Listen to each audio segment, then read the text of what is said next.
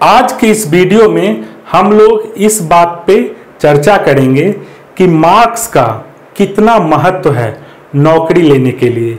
जब आप जॉब लेने जाएंगे तो आपके मार्क्स का कितना महत्व है, कितना इम्पोर्टेंस है, ठीक है। उसी चीज़ पे हम लोग आज बात करेंगे। दोस्तों, जब आप फाइनल ईयर में जाएंगे तो आप कैंपस प्लेसमेंट में बैठेंगे। कैंपस प्लेसमेंट में बैठेंगे तब आपको नौकरी मिलेगी। अब होता क्या है कि बहुत सारी कंपनियां एक शर्त रखती है। क्या कहती है वो कि अगर आपको कैंपस प्लेसमेंट में बैठना है तो आपको 10th में, 12th में और इंजीनियरिंग में कम से कम इतना मार्क्स होना चाहिए, तभी आप बैठ पाएंगे। कुछ कंपनियां ऐसी भी होती है जो कहती है सिर्फ इंजीनियरिंग में इतना मार्क्स होना चाहिए, तब आप कैंपस प्लेसमेंट में बैठ पाएंगे। तो जैसा कि मैंने आपको अभी बताया कि आपके कॉलेज में दो तरह की कंपनी आएगी। एक जिसको 10th, 12th और इंजीनियरिंग सबका मार्क्स देखना है, और एक आएगी ऐसी जिसको सिर्फ इंजीनियरिंग का मार्क्स देखना है। अब कितना मार्क्स देखना चाहते हैं वो लोग, उनका क्या क्राइटेरिया होता है, इस चीज को समझें। अब हर कंपनी का अलग अलग क्राइटेरिया होता है। ज्यादातर कंपनी क्या कहती है कि 10th, 12th और इंजीनियरिंग में 60% से ऊपर होना चाहिए। कुछ 70% से ऊपर भी खोजती है। शायद ही कोई कंपनी होगी जो 80% वगैरह ढूंढती होगी, ठीक है। ज्यादातर कंपनी कहती है कि 60% से ऊपर होना चाहिए 10th में, 12th में, इंजीनियरिंग में, सब में। अब बहुत लोगों को 12th का मार्क्स को लेके कंफ्यूजन रहता है कि ये जो 60% है ये फिजिक्स, केमिस्ट्री, मैथ में होना चाहिए या ओवरऑल होना चाहिए। तो मैं आपको बता दूं ओवरऑल होना चाहिए, ठीक है। 10th में, 12th में, इंजीनियरिंग में 60% ओवरऑल होना चाहिए, ठीक है। कोई खास सब्जेक्ट में होने का जरूरत नहीं है, ठीक है। अब मैं आपको बताऊं कि कुछ कंपनी ऐसी भी होती है जिनको 10th, 12th का मार्क्स से कोई लेना देना नहीं है, वो सिर्फ इंजीनियरिंग का मार्क्स ढूंढती है। और वो क्या ढूंढती है, इसमें भी ज्यादातर लोग 60% या 6 CGPA खोजती है।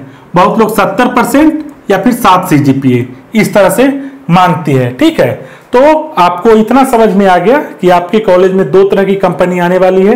एक जिसको 10th, 12th इंजीनियरिंग सबका मार्क्स चाहिए, और एक जिसको सिर्फ इंजीनियरिंग का मार्क्स चाहिए।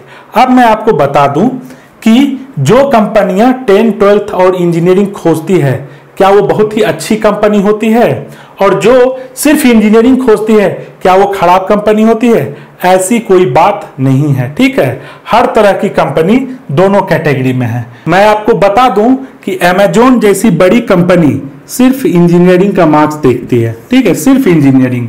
SAP लैब्स ये सिर्फ इंजीनियरिंग का मार्क्स देखती है, ठीक है। उसी तरह से जो मास रिक्रूटर्स में कंपनी आती है जो ढेर सारे लोगों को रिक्रूट करती है, उसमें होगी एक्सेंचर, ये सिर्फ इंजीनियरिंग का मार्क्स देखती है, ठीक है।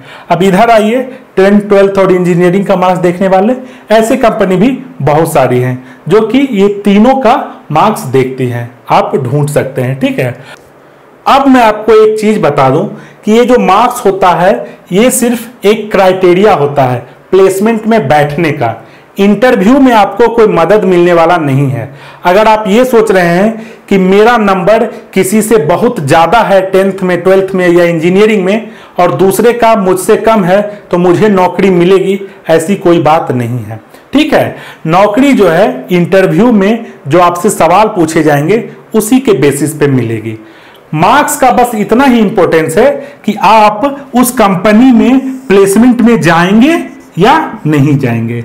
अगर आपके 60% से ऊपर हैं 10th में, 12th में, इंजीनियरिंग में, तो आप इस कैटेगरी के कंपनी में बैठ सकते हैं। बस इतना ही महत्व है, ठीक है। उसके बाद कोई महत्व नहीं है। इंटरव्यू में कोई नहीं देखेगा कि आपका 10th में, 12th में कितना है, उसको पता है कि आपका 60% से ऊपर है, तभी आप इधर बैठने के लिए आए हैं। वो मार्क्स देखेगा भी नहीं, या फिर इंजीनियरिंग का भी मार्क्स वो नहीं देखेगा, उसके पास टाइम नहीं है। ये सब देख के डिसीजन नहीं होता है कि आपको नौकरी मिलेगी या नहीं। ये सिर्फ एक क्राइटेरिया है कि आप उस कैंपस प्लेसमेंट में बैठेंगे या नहीं बैठेंगे, बस इतना ही। एक बार बैठ गए तो अंदर जो है कोई नहीं देखने वाला कि आपके मार्क्स उस कैंडिडेट से ज्यादा हैं या कम है। वहां सिर्फ आप इंटरव्यू में अच्छा करेंगे, उस हिसाब से आपको नौकरी मिलेगी। आप देखेंगे फाइनल ईयर में कि बढ़िया बढ़िया नंबर लाने वाले जो आपके कॉलेज के टॉपर थे वो भी अच्छी कंपनी में नहीं जा पाते हैं, जबकि एक एवरेज परफॉर्मर मार्क्स के हिसाब से वो अच्छी कंपनी में चला जाता है। कारण ये होता है कि उसका कोडिंग स्किल अच्छा हो, या फिर टेक्निकल और अच्छा हो, या फिर उसका कम्युनिकेशन स्किल अच्छा हो, उसको पता है कैसे बातों को रखना है, इंटरव्यू में वो मास्टर हो। तो लोगों का जो सिलेक्शन होता है जॉब के लिए वो उनके स्किल पे ही होगा। ठीक है, मार्क्स बस एक क्राइटेरिया है कि आप कैंपस प्लेसमेंट में बैठेंगे या नहीं, वहां पे कोई नहीं देखेगा इंटरव्यू के टाइम।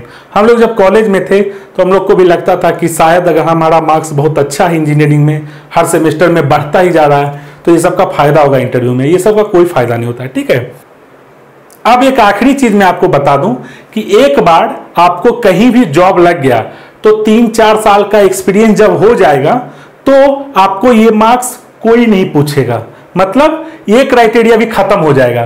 फिर एक्सपीरियंस के हिसाब से आपको जॉब मिलेगा, इंटरव्यू लेने के बाद ही मिलेगा, सिर्फ एक्सपीरियंस से नहीं मिलेगा। लेकिन हाँ, एक बार एक्सपीरियंस हो गया तो कोई 10th-12th का क्राइटेरिया भी नहीं देखता है। जो कंपनी फ्रेशर को देखती है कि 10th में कितना है, 12th में कितना है, वो भी बाद में नहीं देखती है, वो सिर्फ एक्सपीरियंस देखते हैं और फिर इंटरव्यू लेके अगर आप सेलेक्ट हो गए तो आपको नौकरी मिल जाएगी। तो 10th-12th का मार्क्स कुछ हद तक आपको परेशान करेगा भी, तो कैंपस प्लेसमेंट में क्या परेशान करेगा, आपको बहुत सारी कंपनियों में बैठने का मौका नहीं मिलेगा अगर आपका 60 से कम है तो। लेकिन बहुत सारी कंपनी है जिसको सिर्फ इंजीनियरिंग का मार्क्स चाहिए, तो अगर सिर्फ इंजीनियरिंग में भी अच्छा है तो आपके चांसेस हैं कि आपके जॉब लग जाएंगे। ठीक है, आज का वीडियो यहीं पे खत्म होता है। मेरे चैनल को आप सब्सक्राइब करें, अपने दोस्तों के बीच शेयर करें। मेरे चैनल पे काफ़ी टेक्निकल्स के वीडियो हैं, C++, डेटा स्ट्रक्चर, उसको आप जरूर सुनें।